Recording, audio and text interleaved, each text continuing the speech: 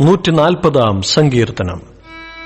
യഹോവേ, ദുഷ്ടമനുഷ്യന്റെ കയ്യിൽ നിന്ന് എന്നെ വിടുവിച്ച് സാഹസക്കാരന്റെ പക്കൽ നിന്ന് എന്നെ പാലിക്കണമേ.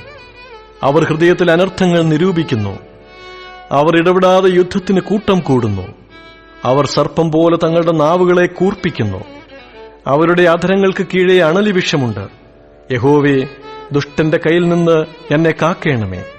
സാഹസക്കാരന്റെ പക്കൽ നിന്ന് എന്നെ പാലിക്കണമേ. അവർ എന്റെ കാലടികളെ മറിച്ചു കളവാൻ ഭാവിക്കുന്നു. ഗർവികൾ എനിക്കായി കണിയും കയറും മറച്ചുവെച്ചിരിക്കുന്നു. വഴിയരികെ അവർ വല വിരിച്ചിരിക്കുന്നു.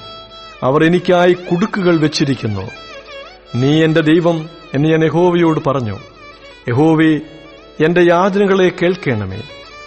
എന്റെ രക്ഷയുടെ ബലമായി കർത്താവായ യഹോവേ, യുദ്ധദിവസത്തിൽ നീ എന്റെ തലയിൽ ശിരസ്ത്രമിടുന്നു. യഹോവേ, ദുഷ്ടന്റെ ആഗ്രഹങ്ങളെ നൽകരുതേ. നിഗളിച്ചു പോകാതെ ഇരിക്കേണ്ടതിന് അവന്റെ ദുരുപായം സാധിപ്പിക്കുകയും അരുതേ. എന്നെ വളഞ്ഞിരിക്കുന്നവരുടെ തലയോ അവരുടെ അധരങ്ങളുടെ ദ്രോഹം അവരെ മൂടിക്കളയട്ടെ. തീക്കനൽ അവരുടെ മേൽ വീഴട്ടെ. അവൻ അവരെ തീയിലും എഴുന്നേൽക്കാതെ വണ്ണം കുഴിയിലും ഇട്ടുകളയട്ടെ. വാവിഷ്ടാണക്കാരൻ ഭൂമിയിൽ നിലനിൽക്കുകയില്ല. സാഹസക്കാരനെ അനർത്ഥം നായാടി ഉന്മൂലനാശം വരുത്തും. യഹോവ പീഡിതന്റെ വ്യവഹാരവും ദരിദ്രന്മാരുടെ ന്യായവും നടത്തും എന്ന് ഞാൻ അറിയുന്നു. അതെ, നീതിമാന്മാർ നിന്റെ നാമത്തിന് സ്തോത്രം ചെയ്യും.